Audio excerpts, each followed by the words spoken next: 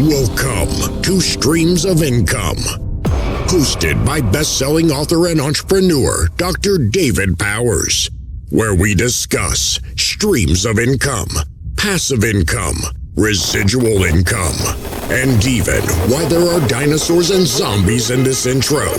Fasten your seatbelts and get ready to dive in. Hello, everybody. Welcome to the Streams of Income podcast. Thank you so much for tuning in. I'm glad you're here. I'm glad you are willing to give me some of your time to listen to either a business lesson or an interview with an amazing entrepreneur. So once again, thank you for listening to the Streams of Income podcast. I hope you enjoyed this episode. Oh, yeah. I usually tell people since I was 17, straight out of high school, I've been in occupations where people shot at me. Hey, Dave. I'm super excited. You ready for another epic conversation? Oh, yeah. Yeah, this is going to be good. The very first question, and this is like the most important question of the day. So in your write-up, it says that your mission in life is to find the magical best mug of coffee in the world. So how did you decide that that was one of your missions in life? And actually, have you found the magical best mug of coffee in the world? So to answer the last part first, no, not yet. That's the great thing about this as a quest is that I'll never find the best one. There's always more to try. Yeah. And so what put me on that one, though, is I'm a coffee nut. But the great thing about coffee is most people don't realize there's more complexity in coffee than wine even. There's the added benefit of the caffeine, of course, but the travel and the people. I mean, just searching for great coffee will take you to some amazing places and you'll meet some crazy, interesting people. Yeah, it's funny you should mention that because when we travel, we always make it a point to find some local little coffee shop just to see what's absolutely there. And it's interesting because if you sit yourself down at the table and then you start talking to the locals, then you can have some pretty awesome conversations. What's your favorite cup of coffee then? Is it like a latte, a mocha? What are we talking here? No, to be honest with you, it's just pure single origin Jamaica Blue Mountain coffee. Oh, wow. I'm a coffee nerd in my own way. I mean, everybody's a coffee nerd in certain ways, what we put into it, that kind of thing. But Jamaica Blue Mountain's my favorite. That's very specific. I have never heard that before. It's like, I'll go and have the house blend, but, or what's the Colombian or whatever the special is, but I haven't heard that one before. Oh, that's cool. Very neat. Very neat. All right. Well, now that we've got that burning question out of the way. The important stuff. Yeah, you got the important stuff first. I want you, before we launch into our discussion, we're going to talk on fear, and I'm sure we'll go down other rabbit holes too. But what I want you to do is I want you to give just a brief overview of your medical background and training so that we can set the stage for what we're going to talk about, because your background really does qualify you to have this conversation. And I want people listening who aren't familiar with you to get a flavor of who they are, who you are, that they're going to listen to today. Oh, yeah. I usually tell people since I was 17, straight out of high school, I've been in occupations where people shot at me. And not all those occupations where I shot back either. That's the weird thing. I mean, in the medical field, I got shot at more than I did in the Marines. And so after the Marines, I went into the Army as a combat medic. And simultaneously, I also did civilian paramedicine at the same time. I couldn't get enough. And I just really loved doing the hands-on stuff where I could help people and seeing people at their worst when I could make such a huge difference was kind of what drove me. And I joined every special response team I could. I did disaster medicine. I did water rescue. I did high-angle rope rescue. I did everything I could because it was something I loved enough to do more and more, and other people were afraid of doing some of those things. And so I wanted to do everything I could. And eventually, though, I left hands-on medicine, went back to school. I got my doctorate in counseling. And so I'm still in medicine, so to speak. What I tell people now is I went from fixing bodies to messing with people's minds. That's great. So I would think there's one thing that you mentioned, you were running into danger when other people were more inclined to run away from it. So let's go into the fear mindset. And how did you get yourself prepared, or how do you train your brain to be in that medical situation? Because, you think about something like a car accident, people are not, you don't have your brain in the right space. And as a paramedic, you have to have your brain in the right space. Talk a little bit about your training and in that background. Yeah. Oh, yeah. It's a weird thing how sometimes when you're so focused on the job, you don't think about the danger. I mean, it's there enough to be cautious.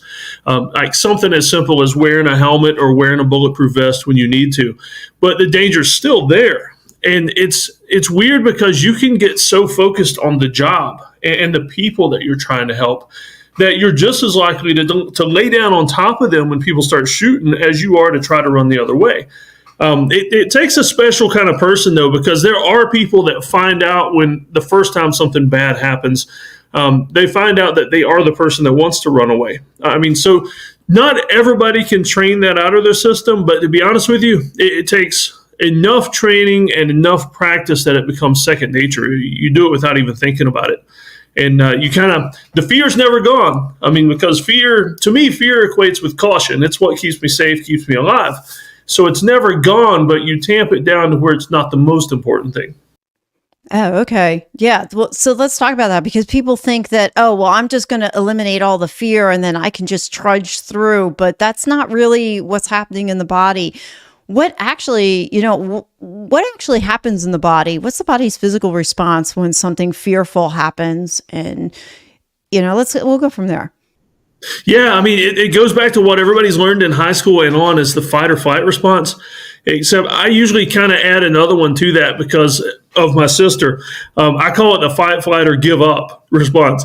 My sister loves horror movies and things like that, but she always says that if she ever runs into a serial killer or a deranged clown or whatever, she's just going to lay down and die.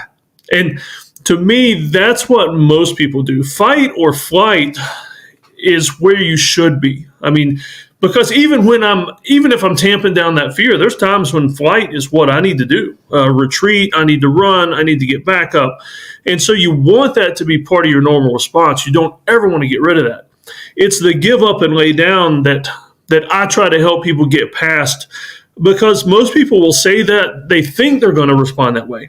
And then guess what? They've thought it, so that's what they do. And so I want people to realize, you know what? You don't have to be that way. You can run, and most times that's perfectly fine. You don't always have to be the helper.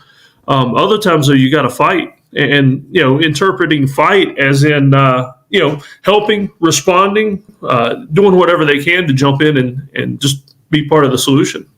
Yeah. How do you train yourself to know the difference between when you're going to fight for something and when you're going to fly from it? That one, it's so situation dependent, you almost can't. You have to be level-headed enough to look around and say, you know what, I'm outnumbered. Or in an emergency scene, it doesn't always have to be like a combat wartime thing. In an emergency scene, you realize, you know what, I need additional help. I need to stop long enough to get on the radio. I need to send for help somehow. I've got to do something that can get some other backup here and some other resources. Did you ever have a situation where your fight and flight were opposed to each other? You should fly, you should run, but you really want to fight, or the other way around, you really want to fight, but you should run? Oh yeah, absolutely. That is especially it's where I'm protecting my family is where that's come in the most. Is like if something's going on and flight is what's needed, and I've got to get my family out, I've still got to stay behind or face the other direction and fight if need be. I recall a time where we were hiking and we saw three black bears, and this is actually near us up here where we live, and we had to get the kids and everybody up the trail.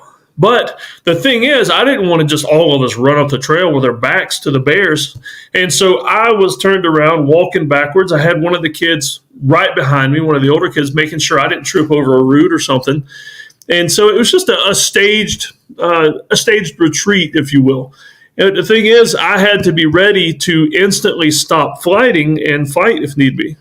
Oh, okay. Is there anything in your training that you guys used to do to kind of help your brain get ready, like any kind of training exercises? Oh yeah, I mean we would make everything as realistic as possible, whether it was military or civilian medicine.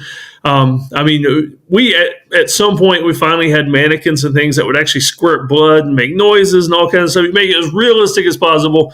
We would do exercises where we would get people, and we call it moulage, where they put all the makeup on people and simulate injuries. And I'll be honest with you, some of that stuff, it looks pretty realistic. I mean, you walk up, it's like a movie scene. You walk up and there's body parts and stuff. If it's a simulated airplane crash or something, and realistic enough that you actually feel like you're responding to that type of an incident.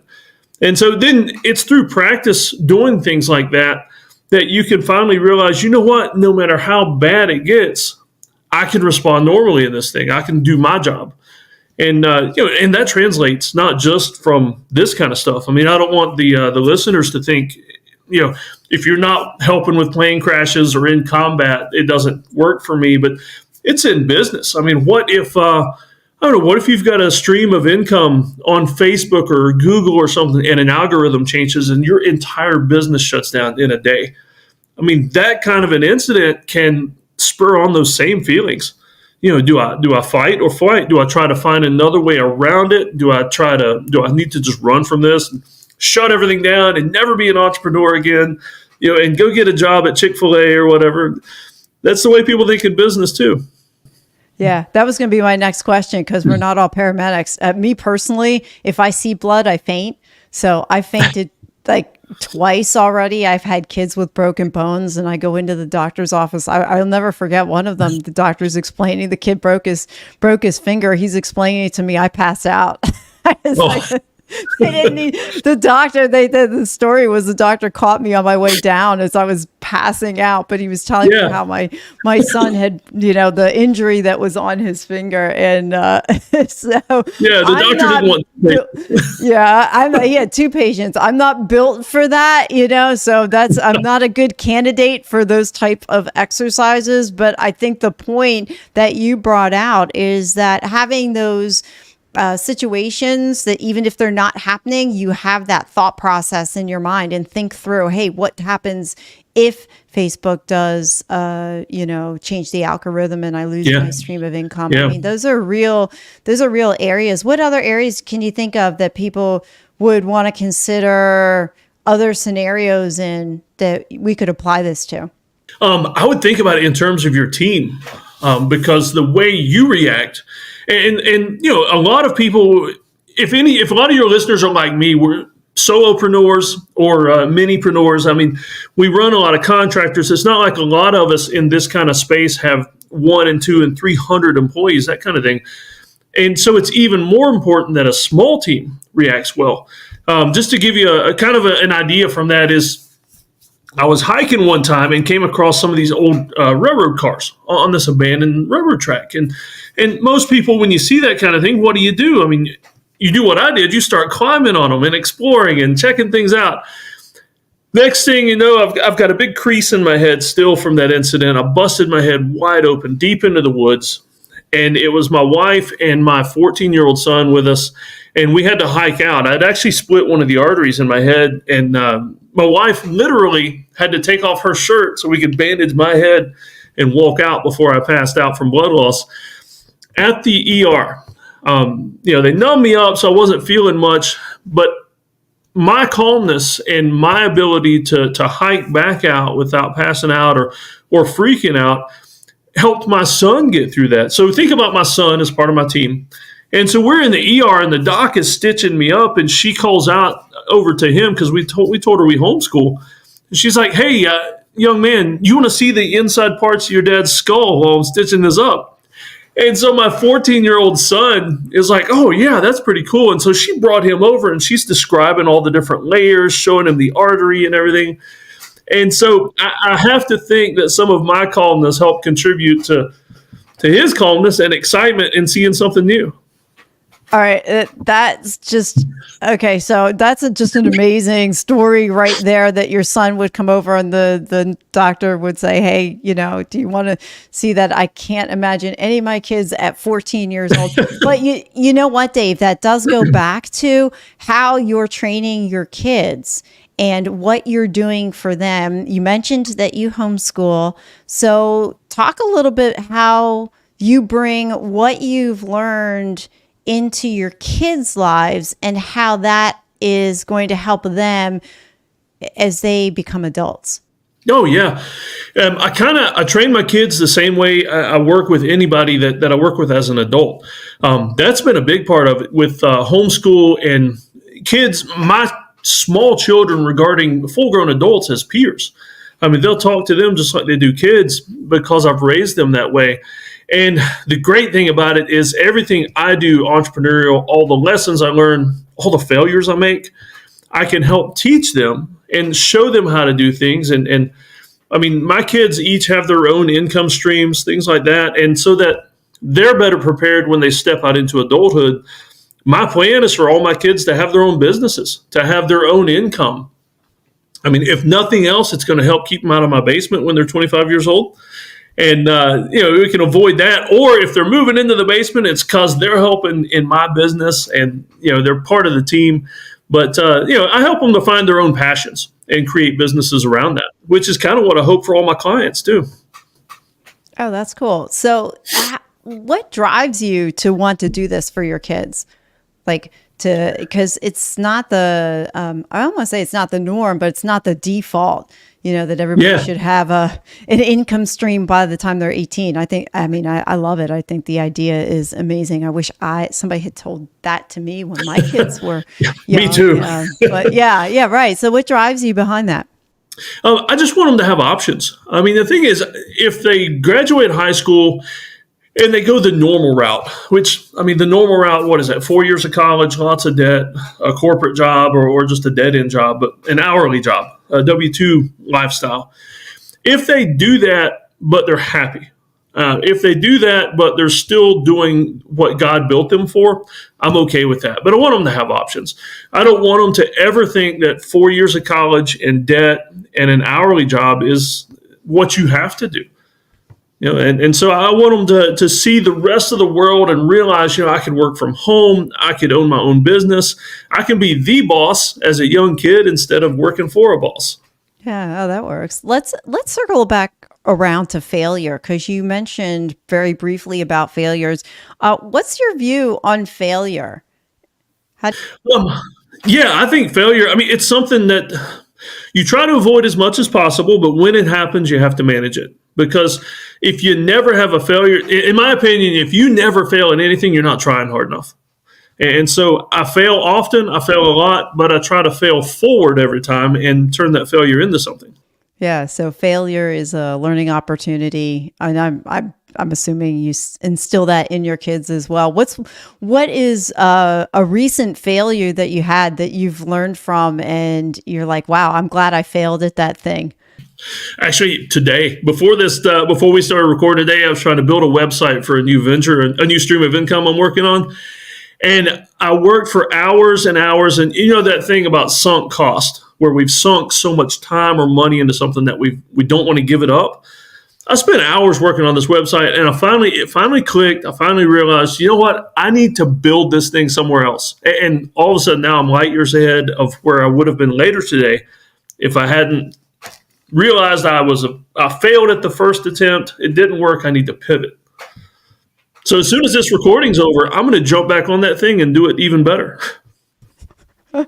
Yeah, that's the thing about building websites. It's almost like you're never done, and you can always improve on it.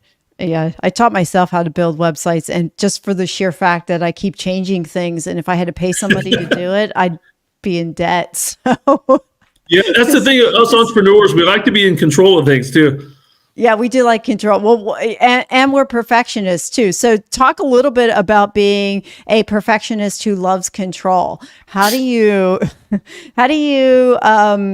contend with that? Because perfectionism, let's boil it down. Being a perfectionist is really an illusion, because there's no such thing as perfect. So how do you view it? I am a perfectionist, and so I realize that I can be a perfectionist to a fault. And so now I try to always get something to where it's good enough. Seth Godin talks about that. He uses the term ship it, like ship a minimum viable product, and then you can work on it. But if you at least ship it and it's out there, for the vast majority of people, it's better than what they expected. And your perfectionism would have ruined that and robbed them of something awesome that helps them. But the thing is, if there's parts of it that don't work perfect, that aren't good enough, people are going to let you know. You've just enlisted all that help. And so, that's why I like to just go ahead and ship a minimum viable product.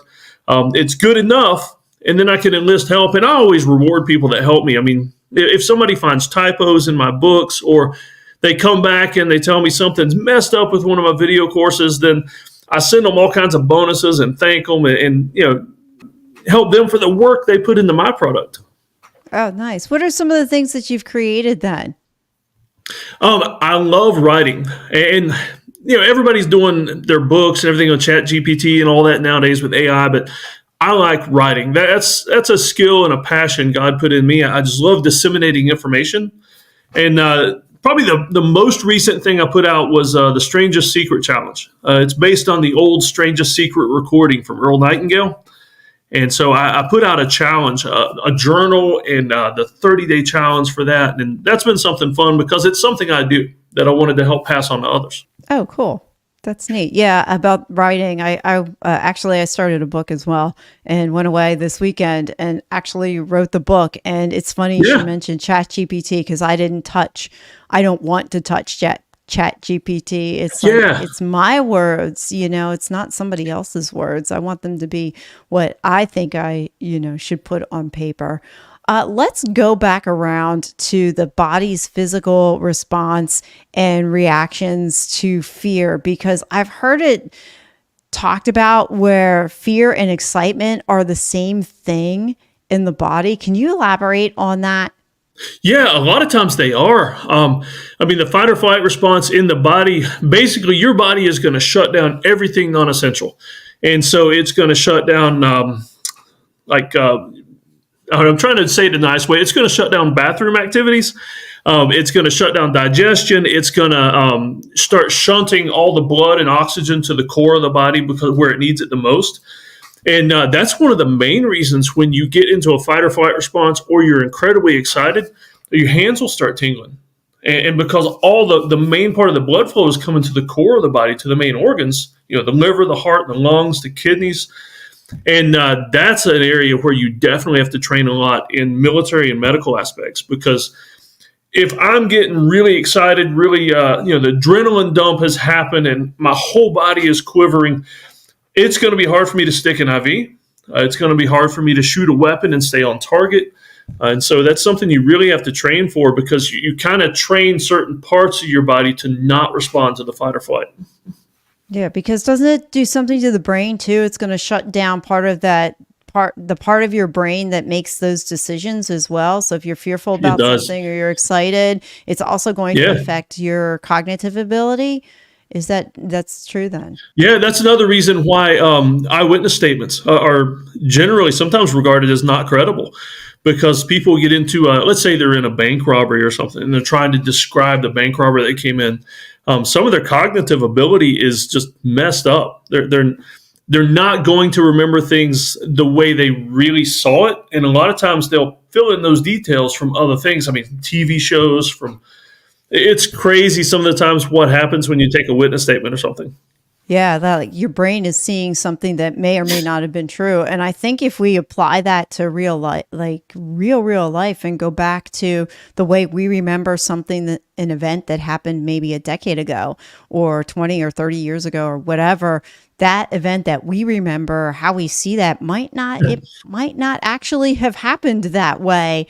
And if you can reframe it a little differently. So I'm part of a coaching program that combines ancient Stoic philosophy and modern wisdom. And we talk about when you're facing something that's fearful, and I'm not talking about physical pain. I'm talking about, like you have to get on stage or something, an activity that might well up fear on the inside. What they talk about is that if you're getting ready to do something fearful, instead of saying, boy, I'm afraid of this, I need to calm down, instead you turn around and say, I love pain, I love fear. Fear sets me free, bring it on. So what's your initial reaction when you hear me say that, I love fear, bring it on? Oh, that's that hits right in the spot, because a war cry or something like that. Me and the kids, we go outside in the mornings and we'll do Tarzan cries, and it's amazing how energizing that can be. And so when you're in a situation, I mean, I'm deathly afraid of heights, and so some people wonder why I go rock climbing, why I go mountain climbing. It's because I am afraid of heights. But the thing is, when I can strap into that rope and lean out, looking over a cliff that would kill me if I fell, the first thing it makes me want to do is scream and just face it head on, because, I mean, what else can I do? I could sit there and just hug the rock and do nothing, or I can try to have fun and turn that fear into excitement. Wow. Okay. So you're up there on the rock, and what keeps you from becoming paralyzed in the fear? Because sometimes you hear that expression, right? I'm paralyzed with fear, and some people that actually happens to them, that they're so fearful they're not going to move. So if somebody's in that situation where you're quote unquote paralyzed with fear, and now you do have to move, how do you move? For me, I try to go back to logic and reason. In other words, like, I don't know, let's say I'm mountain climbing. I'm definitely afraid of heights. I look down, I double check my ropes, I double check my harness. And in my mind, I'm saying to myself, through these physical actions by double checking, I'm saying to myself, I have done everything I can to make sure this is safe. I've done everything I can to make sure I'm not going to fall, that my ropes are tied right. And to relate that to business terminology, it's the kind of thing where you could say, okay, this business opportunity failed, but is it going to wreck me? I mean, is that opportunity failing going to keep me from ever doing anything again? I mean, even if it costs you money, and even if the funds aren't vast, you can still start over if you had to. But oftentimes you don't have to. It's just a pivot to do something a little different. Interesting. What's some things you thought would be hard about being an entrepreneur and your approach to life, but really wasn't? And then flip it. What did you think would be easy and turned out being more challenging for you? Something I thought would be easy. We'll start with that one. Support. Support from family and friends. And I'll be perfectly honest with you, even support from family and friends that are entrepreneurs. I mean, I've started ventures where I had good friends tell me that, you're an idiot, you're stupid, you're going to fail. Why are you doing that? And these are the people that are supposed to be my first customers. We always go to friends and family first. And instead, it's the worst kind of discouragement, because that's who you wanted it from the most. That's where you're going to take it the hardest. I mean, a perfect stranger can criticize me or leave a bad review or say things about me on social media, and it doesn't affect me that much. But when friends and family, and I'll tell you a weird one that really hurts me sometimes is, we've all got our email lists, and we see the unsubscribes sometimes, and every now and then I'll see an unsubscribe on my email list from somebody that's a good friend, from somebody that's asked me to help them to sign up for their list, that kind of thing. And I don't know, that really hurts, that, because you figured those were the core supporters. I finally quit looking at my unsubscribes. I mean, I'll see the numbers, but I just quit looking at who unsubscribed, because in the end, I realized that even though they might have been friends and family and I had expectations, they weren't my customers. They weren't the people I actually needed to sell to. And in all honesty, I mean, friends and family, we're going to give them our products or advice or anything anyway for free. And so me worrying about that and getting mad and upset about that, I had to stop that, because I realized that was something within me and not necessarily a lack of friendship. Yeah. I mean, if you're selling shaving products and your sister unsubscribes, I mean, it kind of makes sense. If I'm selling bald head cream to my sister, then there's other problems we've got to worry about. I mean, that makes sense, but that's great advice, though, because how often in life do we put those we put anxiety on ourselves by choices that we make and things that we do, when really, if we just chose not to do those things, we'd be so much better off. So I love the example. It's you get anxiety when you see a friend that's no longer, subscribed. Well, then just stop looking at the list. Who cares? Yeah. And then change your perspective on it. But that goes back to mindset too, doesn't it? Oh yeah, how, absolutely. How you view what it is that you see life through. We'll go into mindset in a minute. So you did the what you thought would be easy, but wound up being hard. What did you think would be hard wound up being easy for you? That one we've kind of already touched on is shipping it before it's perfect. I know how I call myself non-clinical OCD. So I'm not so OCD I have to do things, or it's going to wreck me. But I'm very orderly and I love perfection and order. And so I thought it was going to be hard for me to ship things that weren't as perfect as possible. But finally, that was another mindset shift. I realized, if I stick to that, I'm never going to ship anything. Nothing is ever going to be absolutely perfect. And I read some stories about Microsoft in the early days, and they called it iterative processing, where they would release something knowing it still had bugs in it. And sometimes they knew what the bugs were. Maybe they didn't know how to fix them. And more often than not, that's why we get so many updates on Windows or whatever your operating system is. It's because Microsoft or the other company is using us to fix it. And that's pretty much the only way to do it, because people are going to do things on those computer programs that the programmers themselves could never imagine. Like, why would they mash those keys all at once? But now we need to fix it. Yeah, well, that makes sense. Let's go into the mindset. Let's go into the mindset. Thought there. That term is just thrown around a lot these days. So we hear mindset, everything all over the place. So for you, what's the first thing that comes to your mind when somebody says mindset? Your point of view, the way you look at life. I am by nature. I'm a pragmatist. A pessimist a lot of times, to be honest with you. And so I've been trying to train myself to be what I call a delusional optimist. And so I'm not perfect at it yet, but hey, I'm living my life in the way I ship things. I'm not perfect, but I'm going to do it anyway. And so I'm trying to be a delusional optimist, just believing that everything out there is working in my favor somehow. I just got to keep hustling, keep working it, keep looking for options. And so just trying to look at life from a more positive aspect. Yeah. Bring your faith into it then, Dave. Yeah. How do you, how does that play into your mindset? That's an interesting one, because I find that the denomination I've grown up in, and kind of now I'm in like non-denominational Protestant, very, very pessimistic.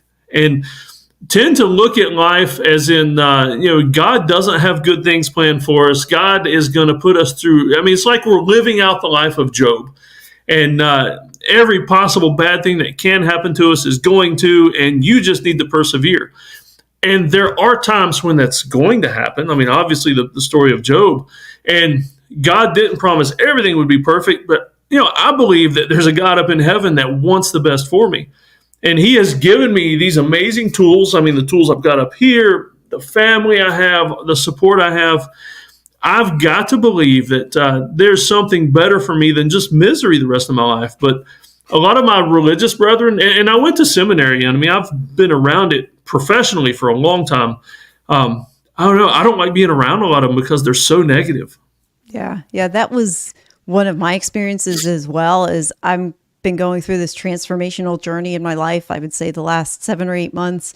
And I also part of a non-denominational, I would say Christian, background for almost 25 years. And since I started more mindset development and growth in that area, I've come to pretty much the same conclusion that you were coming to, that it's just, there's a lot of pessimism out there. There's also a lot of, I don't want to say victimhood, but it's like, oh, woe is me. This is happening to me. I can't really control a whole lot of this. And this is just, this is what God's will is for me. And I really struggle with that now, knowing a lot more information and background on things like your mindset, things like the law of attraction. Are you familiar with the law of attraction? Oh yeah, And yeah, big fan of that yeah, stuff. and yeah, oh yeah, me too, me too. And how our bodies are, God has made us out of energy. Our bodies are energy, and this is scientifically proven stuff. I mean, I'm not just pulling this out of nowhere. This is what we are made of energy, and that when we vibrate at a certain frequency, positive, when we have joy, when we have happiness and energy and stuff, we vibrate at a high frequency. It's a high level of attraction. And then the low frequency things would be like fear and anxiety and anger, angst, things like that. We're operating at that lower end, and that positive people attract positive people. And what made me think of that is when you mentioned that there's some people like you just don't really want to quite be around them. And it's because they're giving off this type of energy that is not, it doesn't really help lift you up or make you, be optimistic. So, Oh yeah. I mean, as a Christian, as a person of faith, if it's my job to shine light into the world, how am I doing that if I'm throwing a blanket on that light, Yeah, no, that makes perfect sense. And it took me a long time to come to that realization because I spent most of my life like, oh, wait a minute, everything's all what was me. And, the Job perspective, well, okay, life's going to suck and might as well just, this is just what's coming my way. Where I realized, no, wait a minute. First of all, your mindset, you have to get your mindset in there and get the right framework and be positive about it. And no matter what circumstance or situation you go through, you can always find something to be thankful for. Yep, absolutely. And that is the one key I've found in the last couple of months anyway. I started keeping a gratitude journal, and I heard about it before, and it's like, yeah, okay, I'll write down they work. one or two things that you're grateful for. You know what the turning point for me for the gratitude journal was, that I truly believe took it to the next level? It wasn't just writing what I was grateful for. Mm-hmm. It was also, after that, writing down why I was grateful for it. That was the turning point for me. It wasn't just that, oh, my job went well today. It was my job went well today because, or, I got a book in the mail from a future guest. I mean, this was real. This happened yesterday. It wasn't just that I got the book, but also because that person put a note in there that made my day. Yeah. So it took gratitude to a whole other level. Yeah. Well, you can express gratitude for bad things in that way too. I mean, let's say something bad happens. You can be grateful and excited about how you handled it. Like today, this bad thing happened and I didn't blow up. My heart rate was even. I handled it, and it worked out fine. Yeah, take mindset and pair it with the fear of failure. What would be your advice to one of your kids if they came to you and they said, okay, I have this fear of failure on this thing? What would your advice be to them? I always tell them to attack it. Just to attack that fear. For instance, I mean, like the things my kids have opportunities to be afraid of are things like, volunteering for something in front of a group of people. Or just jumping up and doing a task they haven't tried before. And that's my kids being not afraid to do that have given them tremendous opportunities as kids that some adults don't even have. I mean, they've had opportunities to speak in front of groups of adults. They've had opportunities to do adult jobs as kids. And since we homeschool, I mean, it's all career-based and everything like that. I mean, it's amazing. Just stand up and attack it. In the military, before I went in the military, everybody always said, don't volunteer for anything. And so when I went into the military as a young man, I volunteered for everything. And it got me so many opportunities. I was promoted faster. I mean, it's amazing what that challenge mindset versus a fear mindset will do for you. Yeah. I know for your kids, how many, I know you have a daughter. You have just one? Mm-hmm. Yes? 4 boys and 1 girl. 4. Do you train your daughter differently in some areas than you do your son?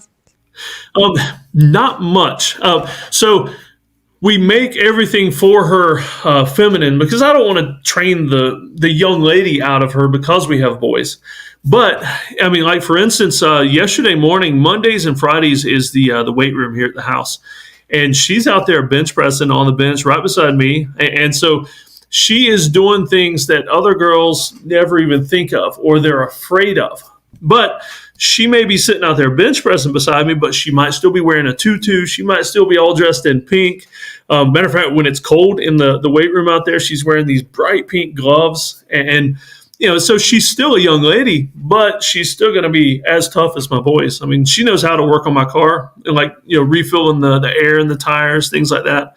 I want her to be capable. I mean, there are too many things that we've turned into guy things that, the young ladies need to know how to do these things as well. I mean, if for no other reason, I don't want my daughter to have to depend on a young man for the simple things in life. What's an important truth that very few people agree with you on?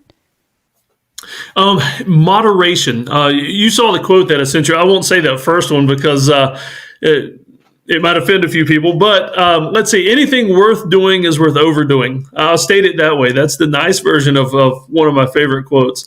And so moderation, I'm not a big fan of moderation. I figure if you're going to do something, go all the way. And of course, I don't mean bad things. If you're doing bad things, stop. But if you're doing good things or you're doing what God's called you to do or where your life is leading you, jump wholeheartedly into that thing and do it with everything you've got. And so if it's worth trying, it's worth trying all the way. Oh, I got it. Okay. And not only that, do you find that if you're going to do something in moderation, it takes you longer to accomplish that thing anyway than if you just jumped right in and did it? And you're more likely to respond to fear. If you jump in wholeheartedly, I mean, let's go back to the rock climbing analogy. I mean, if I'm rappelling off the side of a mountain and I'm tentative, instead of just diving into that thing, I'm going to slap my face on the rock and it's going to hurt. And I don't want that. And so I'm just going to jump off and trust the equipment to handle me and the skill I have to get me down to the bottom safely. Yeah. Isn't that the story of the buffalo and the cattle? Yeah, I love that story. Are you familiar? Yeah. Are you familiar with that story? Go ahead. For those who don't know what that story is, go ahead and tell that story.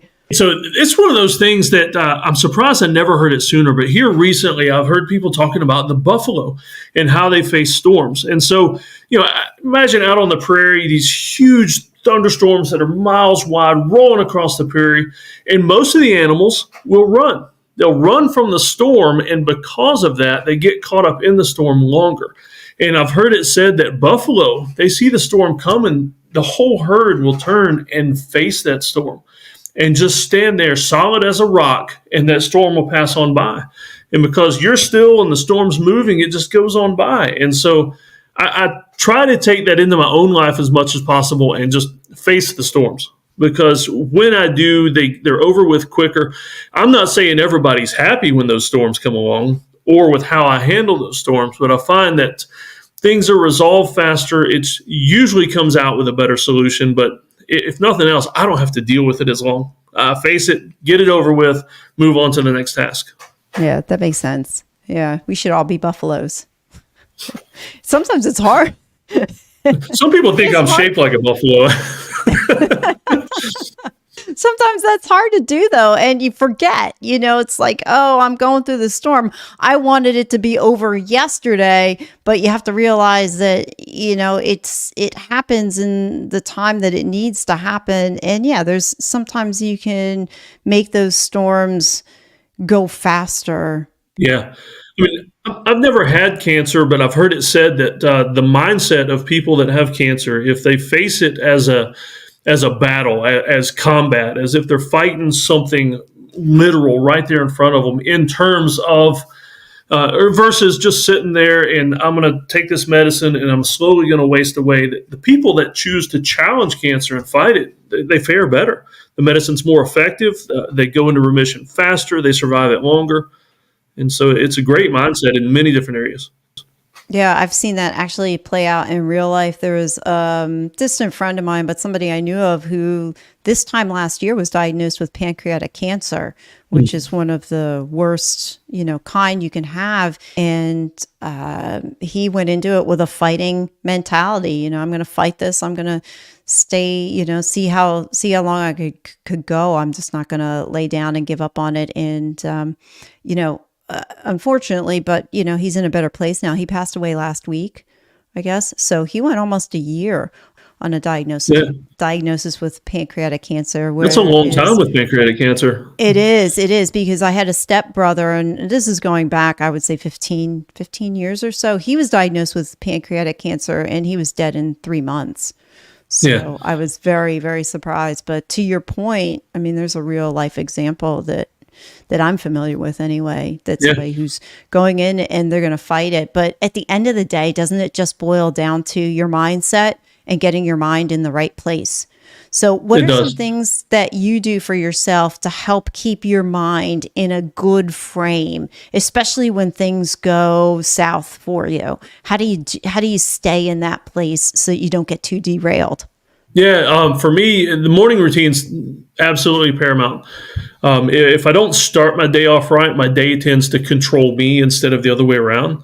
And so a rock solid morning routine. I mentioned The Strangest Secret earlier. That's that old recording. And kind of before the law of attraction, it mentions a lot of the same things. And so a lot of times in the middle of the day, I'll listen to that short recording, and it kind of centers me back, because between my morning routine and the middle of the day, something's happened sometimes that derails everything. And so I need markers. Think of it like a buoy in a storm or a lighthouse in a storm. I need things that when it starts going bad, I can look to and say, that's not moving. That's what I need to keep my eye on, because no matter what the storm is doing, I need to stay focused on that. Okay, so what's your morning routine's on fire? So what are some components to your morning routine? I tell you, with 5 kids in the house, number one, I got to get up before the kids. If I wait and try to start a morning routine when the kids are up, it's chaos. And it's a good kind of chaos because kids are fun. And so I get up as soon as I roll out of bed. I literally, my bed's pretty low. I roll into the floor and I start stretching, because I don't want to be one of those guys that the first thing I do in the morning is I wake up and I'm like, oh, my knees hurt. Oh, everything's sore. And I'm 49 now, so I could do that if I wanted to, but I don't want to. And so I stretch, I go upstairs, I do prayer time, and I write out my prayers. My morning prayers, I write them out. I don't just pray to God. I sit there and write it in my journal. I do some Bible reading to open up my mind a little bit and think on something else. I do Duolingo, the app where you can learn foreign languages.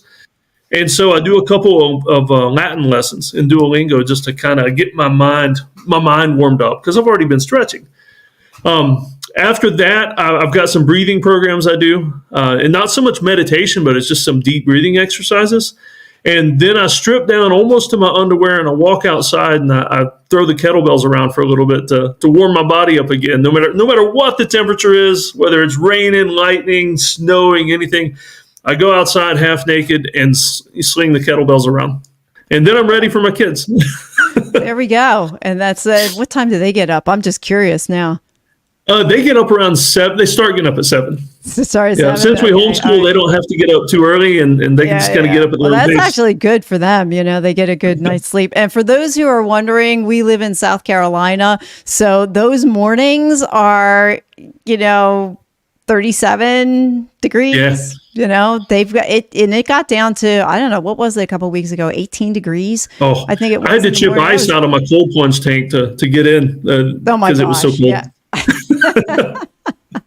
All right, that's a little too cold. Now, part of my morning routine is I go and I run. And so I've been running in the 20-degree weather, and, I'll get out there and run my 3 miles and come back. And I'm very, I don't do the cold plunge yet, although I did just start the cold shower, and I did just learn about Wim Hof as well with the breathing. Part of my breathing routine is the Wim Hof routine. Mm-hmm. Yeah, 30 breaths. 30 breaths and meditation, and then the cold shower. And there's a lot of science behind the efficacy of taking a cold shower and the breathing and the whole Wim Hof method. For those who are interested in checking that out, it's not just woo-woo. There's actually real stuff that goes, there's actually real science that goes on behind it. Well, I'm the type of person that I will verify and then I will trust something. Yeah. Yeah, I mean, he's had some tremendous success, aside from normal folks like us that just want a huge energy boost. I mean, autoimmune disorders, some things that it helps with that. The research out there for that is amazing. Yeah. Dave, is there anything is there a question or topic you wish I would have asked you about? And how would you have answered the question or expanded on the topic? Oh man, that's a big one. I mean, we could talk about hobbies and things like that. I mean, I'm a huge zombie nerd. But as far as let's just go back to the gratitude journal, because that's such a huge thing that makes a impact in your days. When I do my gratitude journal, I find that, and I think about it, I give it a chance. Like, what's the best thing that happened to me today? The thing that I'm most grateful for, and almost always it goes back to my kids. Something I did with my kids, whether it's wrestling with them or going out in the woods, just looking at leaves or whatever. It's just time with my kids. And so that drives everything I do. People ask me, well, Dave, why do you work so hard? Dave, why do you want to make more money? Why do you want to be wealthy someday and everything? It's so I can afford more time with my kids. And so the caveat there is that I have to be careful not to work so hard, not to work so much, that it takes time away from that. And so I just always try to make sure that there's some focus time on the kids, because that enriches their lives and mine. Oh, sure. Dave, how many businesses do you have? But that's a weird one, because, should I classify them as streams of income or separate businesses? Probably, I would say half a dozen, just a lot of different ventures in different areas that I get into, and each one dealing with a passion. I mean, I'm not going to start something. I spent too many years working jobs I hated. And to be honest with you, in the military, I liked my job, but the bureaucracy. And so I don't want to be around any of that. And so I do things now that enrich my life and make me happy and give us the money to go on adventures. Then how do you balance work and life and all the things that you do then to fit it all in? I try to make everything kind of a lifestyle business to where it fits into my lifestyle. Like for instance, that website I mentioned that I'm working on, I've started doing UGC videos for clients. And basically those are the selfie style commercials that you see on social media. And so I've started doing those, and they're kind of fun, and it's quick, easy money. But the thing is, I've got all these companies that send me products to try. Like a couple weeks ago, I had a guy send me 3 or 4 bags of freeze-dried Skittles. And if you like Skittles at all, if you've not had freeze-dried Skittles, they are amazing. Like it 10X is the flavor of a Skittle. And so this guy paid me a couple $100 to eat some Skittles, talk about it on video for his commercial, and then guess who ate most of the Skittles after that? Me and the kids. I mean, we use them for movie snacks. I had some at church the other day, crunching on them. And so, lifestyle businesses, things that help enrich my life, not just with money, but, they help enrich my family's life by cool adventures, things we can be curious about, but they don't take time away. It sounds really interesting. It really does. So as we wrap it up here, this has been a great conversation, by the way, on mindset and fears, goal setting. Oh, we didn't even really go too much into goal setting, did we? Not this time anyway. Not this time. Yeah. You know what? Actually, let's pause right there a minute, because I think you have a great outlook on goal setting. Talk a little bit about how you use it in your life and what it's produced for you. I'm a big fan of, there's a book called The One Thing by Gary Keller. I think that's who wrote it. And I'm with my perfectionist, I'll make to-do lists. I'll use making to-do lists as a distraction from doing the things. And so I try to pick one thing I'm going to get done today. Today, it's that website I was complaining about earlier. And so that's the one thing I'm going to get done today. And if I get done early, if I get done and I move on to something else, that's a bonus. But if that one thing's done, and at that point, I can quit and play with my kids and not worry about anything else. And so, with goal setting, just have one big goal that you try to get done every day. Perfect. So let's wrap it up with what's one small step somebody can do today that's going to help them change their tomorrow. Let's say just kill some fear. I would say for homework, if you're listening to this and you could do one thing to make your life better from anything I've said, pick something small that you've been avoiding. It could be something with your spouse, with your kids, with your boss at work, something small. I don't want you to take the biggest challenge you've got and face it head on yet. I want you to pick something small and destroy it. Destroy that goal, get rid of that conversation, face that storm and march through it. But pick something small, because it helps build that mindset. It helps build that mental muscle that's going to help tamp down fear and increase the challenge aspect and the curiosity aspect. So start small, though. If you hit something big and it messes you up, then you might be afraid to try again. Perfect. I love it, Dave. How can people find you? DrDavidPowers.com. And I tell you what, even better than finding me, find that Strangest Secret Challenge. That's what it is, StrangestSecretChallenge.com.